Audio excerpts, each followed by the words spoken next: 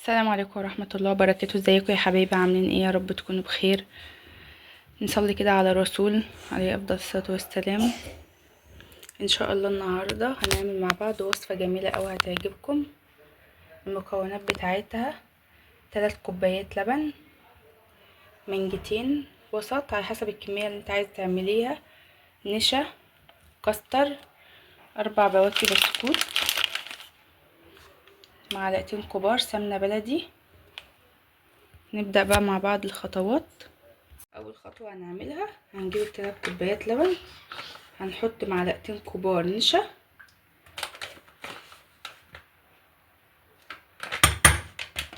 ومعلقتين كبار كاستر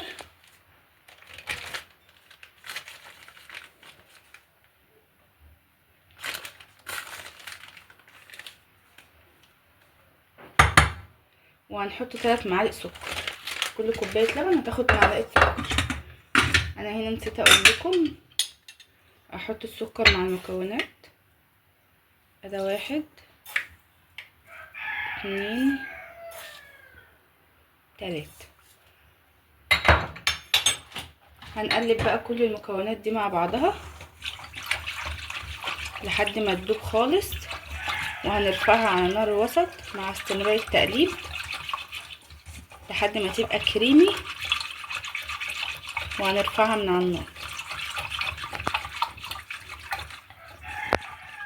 هنرفعها بقى على النار، هنفضل بقى نقلب مع بعض كده لحد ما تبقى كريمي والنار تبقى واطيه. اول ما تبدا تتماسك هجيبكوا تاني. هنا اهي بدات تتماسك خالص. اول ما تبقى كريمي هنطفي عليها وهنسيبها تبرد. متماسكه هنفضها بقى بسم الله في حاجه تبرد.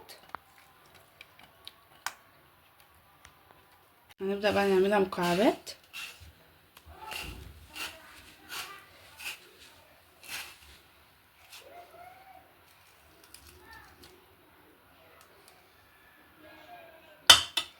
زي ما حضراتكم شايفين.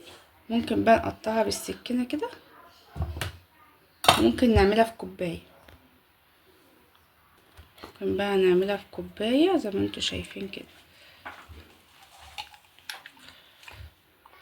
تطلع بكل سهوله.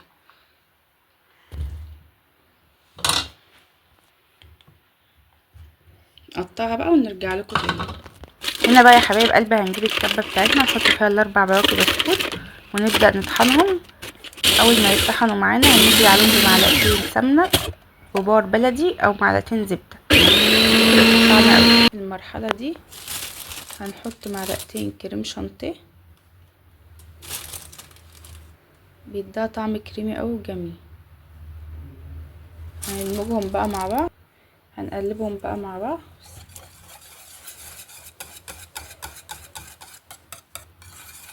هنقلبهم ونرجع لكم تاني.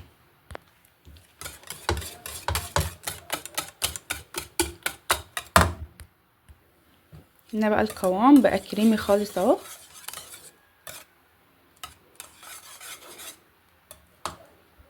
هنجيب بقى المانجا هنحط عليها معلقه عسل ابيض، لو مش متاح زي عندي كده هنحط عليها معلقه شربات وهنقلبها.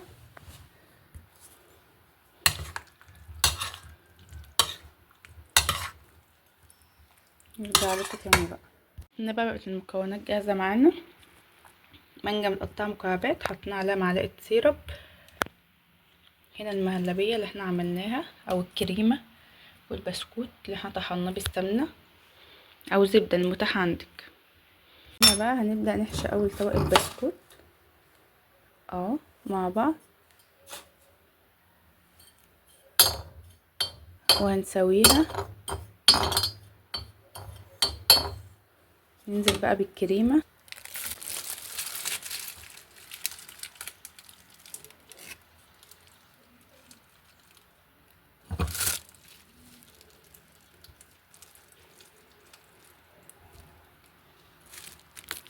كده بقى خلصنا كل الكميه. اسفه طبعا التصوير مش قد كده عشان مفيش هنا حد يصورني. ده طبعا مش هيبقى باين فيه الطبقات، بس هو يعني هنا ده بالنسبه لي افضل حاجه الكاس، عشان يبقى لما تيجي تاخد بالمعلقه هتلاقي قطعه المانجا مع الكريمه مع البسكوت هتبقى كويسه قوي. انما هنا ده ما فضلوش قوي، لان يعني هو من تحت جاي صغير، طلع بقى ايه بوسع كده، فهتلاقي المعلقه مش هتجيب لي تحت قوي بالبسكوت، مش هيبقى كل معلقه فيها نفس الثلاث طبقات. هنا برضو دي جميله قوي. وعملت برضو في دي المتاح عندك بقى.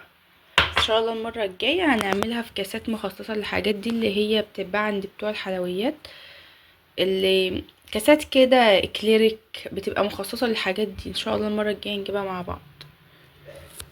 يا رب الفيديو يعجبكم، وان شاء الله ندخلهم بقى التلاجة، نسيبهم لحد ما يتماسكوا مع بعض، وبعد كده نرجع بقى نحط عليهم المانجا.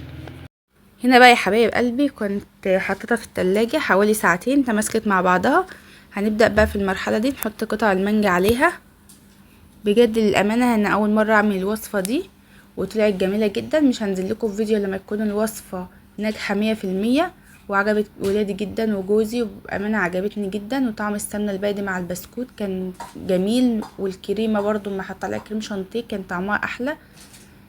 بالأمانة هي مش أول ولا آخر مرة هنعملها مع بعض، هنعملها تاني، هي تستحق التجربة. جربوها وقولوا لي رأيكم في كومنت. لو عجبكم فيديوهاتي دعموني بلايك وكومنت وسبسكرايب وشير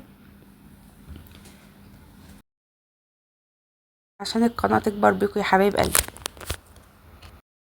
هنا بقى يا حبايب قلبي كنت بوريكم بعد ما حطينا قطع المانجا في الكاسات، هنبدأ بقى نعمل كل الكاسات بالطريقة اللي انتوا شايفينها دي. طبقة بسكوت، طبقة كريمة، طبقة مانجا، وهنبدأ بقى ندخلها التلاجة ساعة، وبعد كده بألف هنا وشفا. لو عجبكم الفيديو دعمونا بلايك، جربوا الوصفة وفرحوا ولادكم، الأولاد بتفرح بالحاجات دي قوي.